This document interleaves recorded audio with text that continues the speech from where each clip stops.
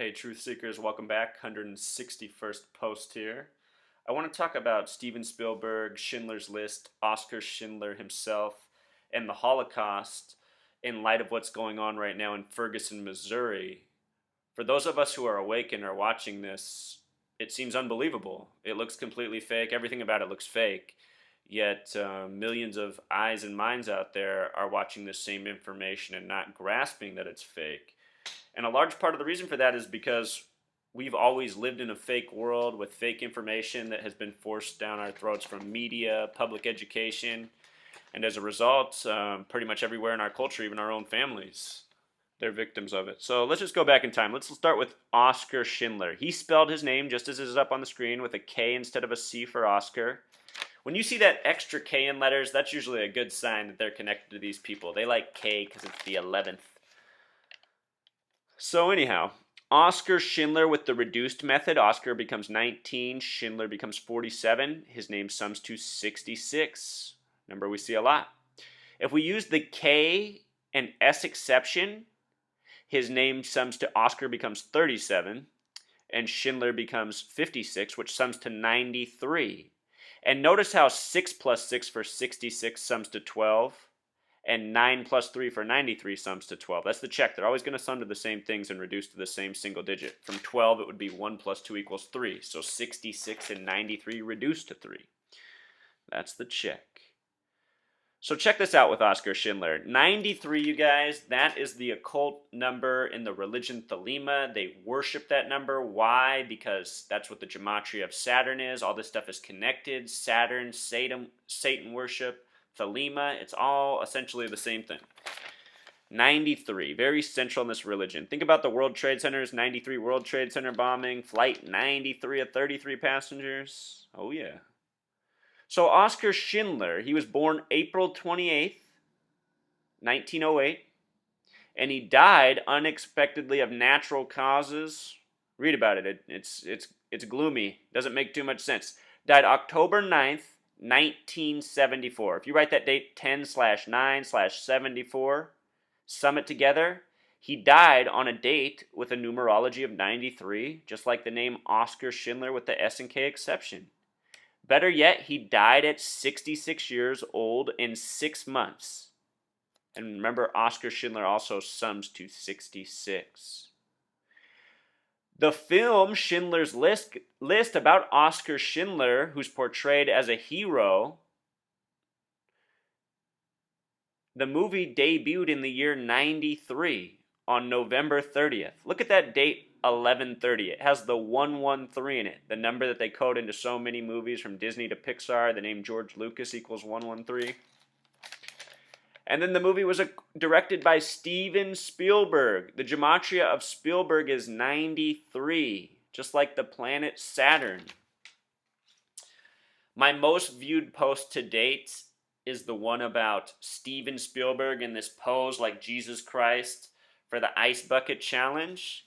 These people that we go out and spend our money on to watch their movies and celebrate, I mean, most people in our society think Steven Spielberg's the greatest person alive. But what he is a liar and spreader of lies, and he's rich for that. And he has people worshiping him for that. A lot more people love Steven Spielberg than most of us in this world, sadly, right? So, just take a look here at all this. I mean, doesn't that seem suspicious? Let's move on and show how this ties into the overall Holocaust. Oscar Schindler, remember the name can equal 66. He died at age 66 and 6 months. If you write out the word 33, reduce it and sum it, it sums to 66, just like that method with Oscar Schindler. The word Holocaust with the two methods. First of all, you guys, do you even know what the word Holocaust means? It means burnt animal sacrifice to the gods. Burnt animal sacrifice to the gods. Who would ever name something that? Why would you call this that? Burnt animal sacrifice to the gods? What? How do they have us learning? I mean, think about that. As a little kid, I got this word crammed into my head a lot, Holocaust. Nobody ever told me it meant burnt animal sacrifice to the gods. But look at what it sums to, truth seekers. The larger method, it sums to 114. Notice that 1 plus 1 plus 4 equals 6. And with the reduced method, it sums to 33. 3 plus 3 equals 6. If we use the exception on S, it sums to 42, like the meaning of life number. Again, words that have meaning of life: war, sin, gun. Those are all 3-letter words that sum to 42, just like the word new. And with regards to that word new, think about new world order. I mean, that's really what came, or it didn't come out of, just expanded throughout with World War II and World War I. After those wars, look at what happened to the nation. Africa got carved up, the Middle East got carved up, Eastern Bloc got carved up. That's all they've been doing. They've just been shaping this world, building it more and more like a piece of clay to the way they want it to be. Now look at what they have: International Monetary Fund, international banking, international corporations. This is how they built the one world order around us. And sadly, most people just don't see what's being done to them or how they're getting used and abused. With regards to 33 in World War II, if you don't know this, Hitler came to power in 33. Meanwhile, in the United States, Prohibition was ending, and it was the bottom of the Great Depression. So over here we had a bunch of poor, drunk people. Over there, Hitler's coming to power. It happened in Berlin. Berlin has the gematria of 33. The Weimar establishment came crashing down. That also had the 33 gematria. It just shows you how it's all part of the setup. It's all part of the fake narrative. Everything's fake that we've been taught, you guys. Hitler's not the enemy we thought he was. I'm not saying he's a good person, but I'm just saying he's just a villain, just a person put up there for what they've done to us. They've all taught us he's the worst person to ever exist. Really, he was just another puppet doing his part. I don't want to equate Barack Obama and Hitler, but I'm just essentially saying, you guys, all these world leaders, George W. Bush, Tony Blair, every single one of them, even over in Africa, I've been showing you guys this. They still have all the numbers. It's all throughout, you guys. The president of Iraq right now is Jalal Talabani, sums to 33. It's just a giant joke we're living in. Fake information, fake actors, fake perception. It won't stop until we wake up to what's going on. And the reason this is important, you guys, is because think about what happens in this society when you say the Holocaust was exaggerated or faked. Essentially, everyone just goes, what do? They become angry, they shut down, they scold you. It's so interesting. It's always been so interesting for me to think about, because if you bring up the Native American genocide in this country, most people just kind of shrug their shoulders and, oh, that was a long time ago. And yeah, you know, they don't have all the emotion for that one. And see, I've always thought about that as a person, because I'm part Native, I'm part Jewish. I see all the Jewish Holocaust sympathy, but I don't see all the sympathy for the natives. You know what I mean? It just shows you how programmed it is.